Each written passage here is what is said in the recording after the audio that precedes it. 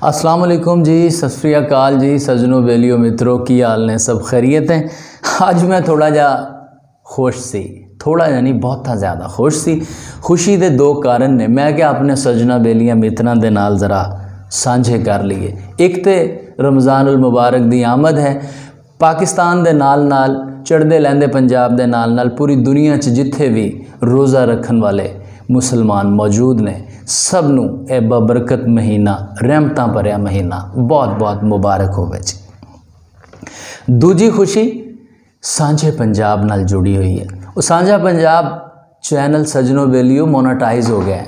Monetise का मतलब YouTube ने इसनूं इस काबिल समझ लिया है कि चैनल का कंटेंट बहुत वधिया है, बहुत अच्छा है, तो ये तुहाड़ियां मुहब्बतां दे बगैर पॉसीबल नहीं सी। तो मैं समझदा वां कि तुसी जिस तरह पहले मेरे नाल जुड़े रहे हो, इस तरह हुण भी अगे तो भी मेरे नाल जुड़े रहोगे।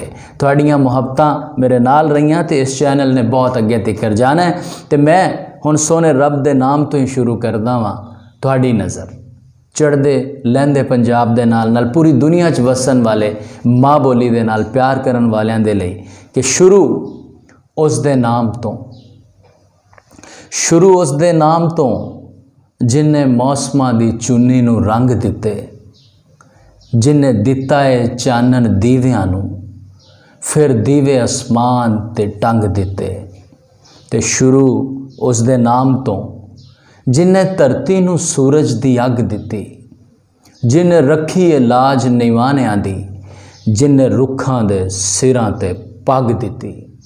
ते शुरू उस दे नाम तो जिन्हें पानी नूं बदलां दे कर दिते, जिन्हें डकिया है जोर हवावां दा, जिन्हें चिड़ियां दे उड्डन नूं पर दिते। ते शुरू उस दे नाम तो जिन्हें धरती नूं किकरां दी छां दिती, जिन्हें गुन्निया है रूह नूं मिट्टी अंदर, फिर मिट्टी नूं मिट्टी ते थां दिती।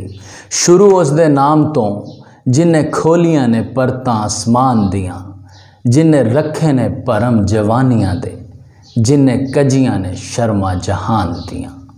शुरू उस दे नाम तो, शुरू उस दे नाम तो। जीउंदे रहो, सलामत रहो। बहुत शुक्रिया जी।